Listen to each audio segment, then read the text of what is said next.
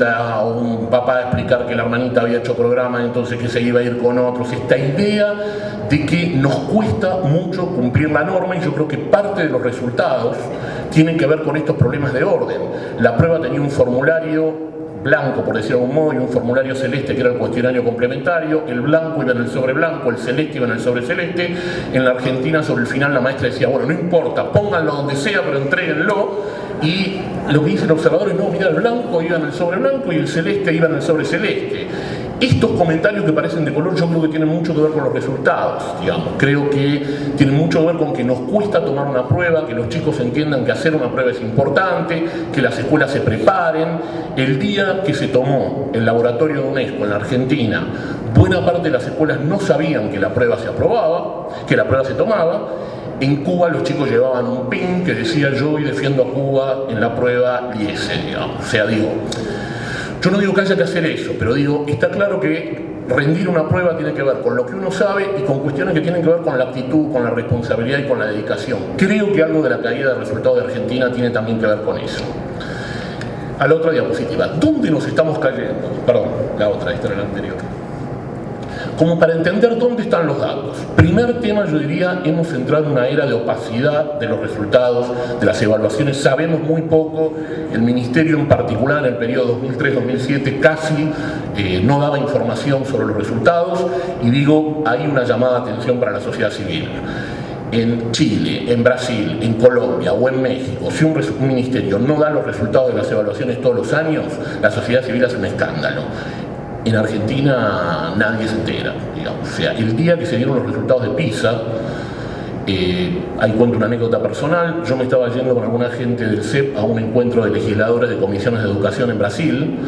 En Argentina, el diario Clarín no había publicado nada, el diario La Nación había sacado una nota chiquita. Cuando yo me subo al avión, la Folia de San Pablo había sacado un suplemento de 8 páginas sobre los resultados de PISA de Brasil, donde comparaba las élites brasileras con las élites chinas, alemanas, inglesas, resultados comparados por estado. Entonces digo, no es casualidad tampoco lo que nos pasa, un poco en esto de lo que Manuel decía al principio de compromiso y participación. O sea, no es que un ministerio solo mueve la palanca, hay una sociedad civil que también tiene que demandar. Pero intentando mirar dónde nos estamos cayendo fundamentalmente, yo diría, de los pocos datos que el Ministerio hasta ahora viene transmitiendo o que viene transparentando, si uno compara la prueba de matemática de tercer grado, por ejemplo, del 97 con la del 2005 con la del 2007, la provincia de Buenos Aires pasó de estar segunda a estar anteúltima en el año 2007.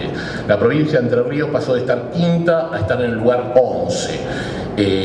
O sea, yo lo que diría es, no en todos lados la calidad se está cayendo de la misma manera. Tenemos un gran problema en los conurbanos de las ciudades, y yo diría, hay otro tema en la agenda para mirar. Yo creo que el conurbano bonaerense se tiene que transformar en un tema nacional. Nosotros tenemos que poder intervenir ahí, porque lo que está pasando ahí es más fuerte, yo diría en términos de deterioro, que en otros lugares. Me parece que el problema educativo empieza a ser mucho más la marginalidad que la pobreza. Digamos, me parece que en escenarios de marginalidad está siendo mucho más difícil intervenir, donde no hay familia, donde no hay redes sociales, donde las cosas se dificultan en términos de intervención tanto.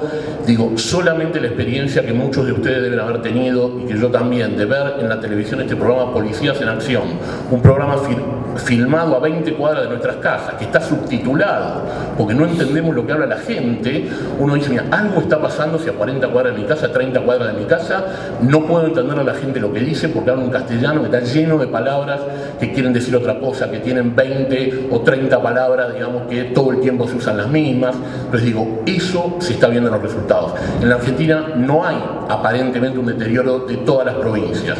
Los conurbanos grandes de las ciudades están teniendo específicamente un deterioro importante.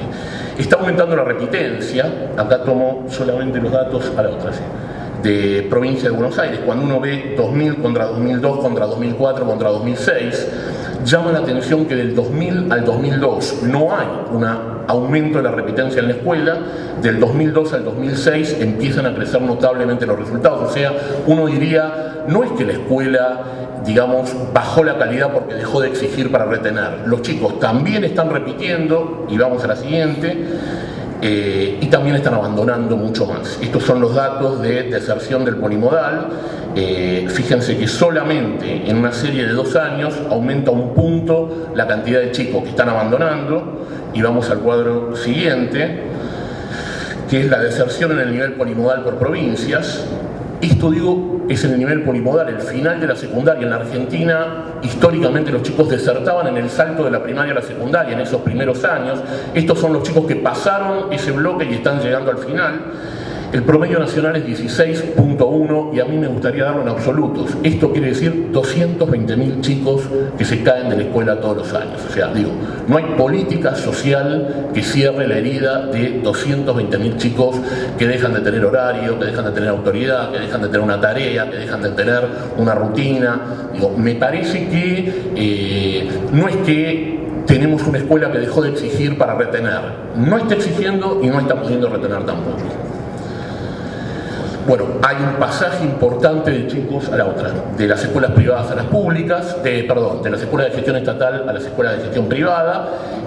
Acá hay datos hasta el 2006 porque son del INDEC, los datos posteriores al 2006 del INDEC son difíciles de mirar, pero como ustedes ven hay una curva de pasaje. Yo remarqué arriba que no es que se están yendo solamente los más ricos. En el segundo quintil, del 2003 al 2006, hay 7 puntos y pico de crecimiento de la migración. Para tener una idea, una familia del segundo quintil es una familia de 4 personas que entre todos juntan 2.100 pesos por mes.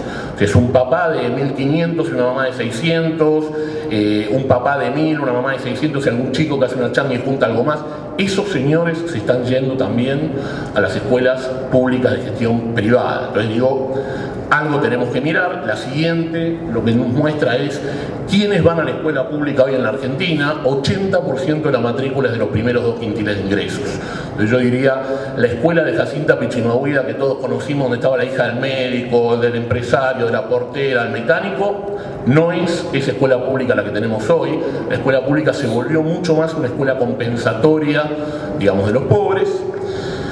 Vamos al siguiente, los resultados de calidad, solamente comparando 2005 a 2007 entre públicas y privadas se ensanchan. Yo creo que estos datos hay que netearlos contra nivel socioeconómico, porque algo de esto es el pasaje, es que en la escuela pública lo que estamos midiendo es educación y pobreza al mismo tiempo, porque se están quedando solamente los pobres. Entonces habría que ver cuánto tiene que ver con el tipo de gestión y cuánto con lo estatal. Yo tengo la sensación que tiene más que ver con una cuestión social que con una cuestión de tipo de gestión.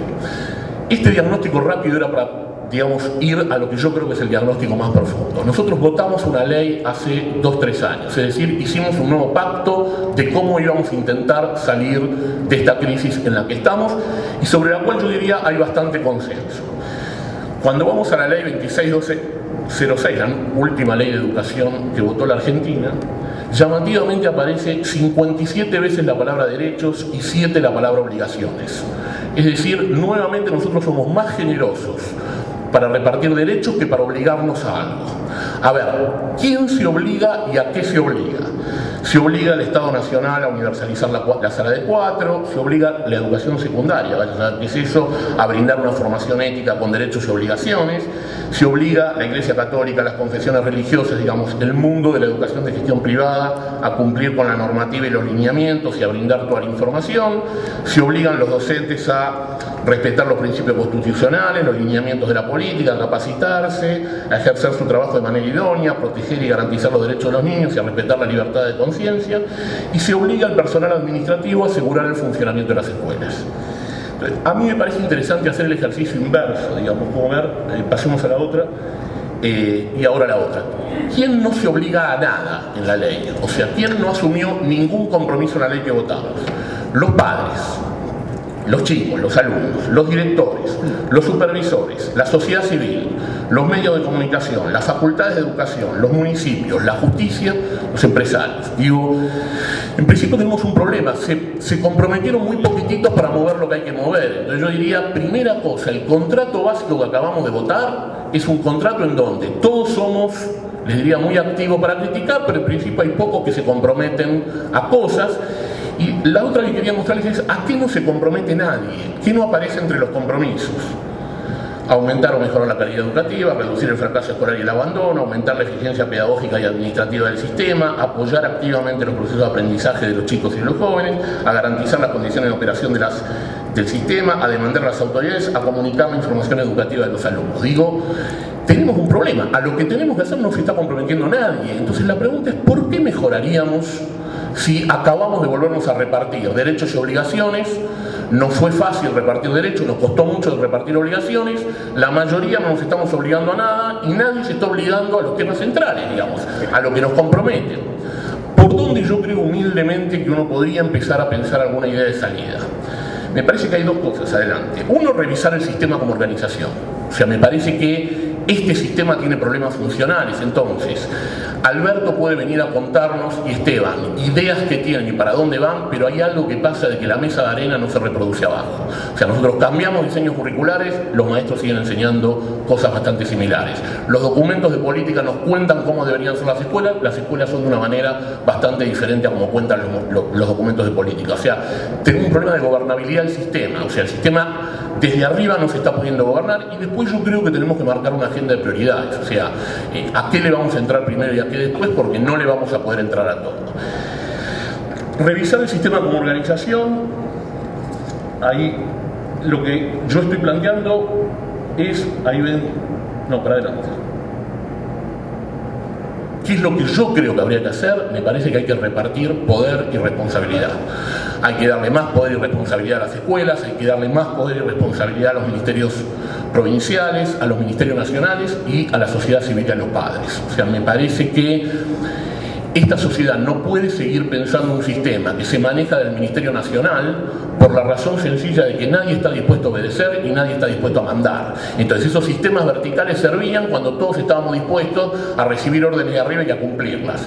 En la sociedad argentina nadie quiere cumplir órdenes y yo diría a esta altura nadie quiere darlas porque se da cuenta que es bastante impopular darlas. Entonces me parece que hay que ir a un esquema que reparta poderes y que defina a qué se compromete cada uno y a qué no. Segundo, creo que hay que unificar los sistemas de financiamiento de recursos humanos, de currículum y de evaluación. No podemos seguir teniendo evaluaciones por un lado, arriba y abajo, un modelo de financiamiento que lo que sigue pagando es lo mismo que pagamos siempre. Entonces, digo, ya está, la prueba de estos años es que ponemos mucha más plata y esto no resulta. Entonces, el problema no es solo más, el problema es a quién, para qué y contra qué contrapartida. Me parece que tenemos que pensar fuertemente en eso. Y a la última, si yo tuviera que definir rápido una agenda de prioridades, diría la provincia de Buenos Aires y los conurbanos son una preocupación central. Yo creo que hay que pensar un problema nacional que ataque las zonas de alta marginalidad. Me parece que es más fácil operar en la pobreza tradicional, digo, donde todavía hay papá y mamá, todavía hay redes sociales, todavía hay instituciones, que operar en los lugares, digamos, de alta marginalidad. Me parece que esa debe ser una agenda nacional, no solamente de esas provincias. Está claro que con la educación secundaria tenemos que hacer algo. O sea, esta escuela secundaria no seduce a los chicos, no seduce a los profesores y no nos sirve a la Argentina. Me parece que tenemos que revisar el modelo de financiamiento, o sea, que gane lo mismo el que hace las cosas bien y el que hace las cosas mal es un gran incentivo a hacer las cosas mal. Y nosotros, digo, tenemos fuertes incentivos a que gana lo mismo el maestro que va todos los días, el que no va todos los días, gana lo mismo la provincia que hace esfuerzos enormes en el reparto con la que no hace ninguno. Digamos, es un sistema que no tiene ningún incentivo a que las cosas salgan bien. Entonces, está claro que hay montones de escuelas que hacen las cosas bien, pero yo no puedo esperar que eso sea un apostolado. Yo tengo que decirles claramente desde el sistema, por reconocimiento simbólico, académico, económico, es mejor hacer las cosas mejor. Me parece que hay que hacer algo con los dispositivos de evaluación e información. La información la tenemos que tener todos, todo el tiempo, o sea, sin saber cuáles son los resultados no se puede pensar.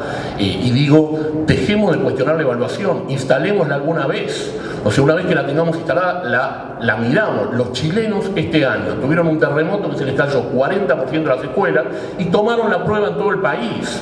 O sea, nosotros a la primera gripe que nos agarra suspendemos las pruebas de evaluación. Digo, tenemos que instalar una rutina que es ver cómo estamos y cómo pensamos acerca de esos resultados. Me parece que hay que darle más autonomía a las escuelas y más responsabilidad, y me parece que tenemos que pensar un nuevo modelo de asistencia técnica. Esta idea de 10 genios en el Ministerio de Educación que decían qué capacitación necesitan las escuelas, qué libros necesitan las escuelas. Me parece que hay que trabajar más en un modelo de que las escuelas se comprometan, demanden lo que necesitan y que reciban esa asistencia contra el compromiso de que van a mejorar. Me parece que hay que pensar mucho más en escuelas que piensan su política y su agenda que en escuelas que obedecen programas del gobierno. Nada más, muchísimas gracias.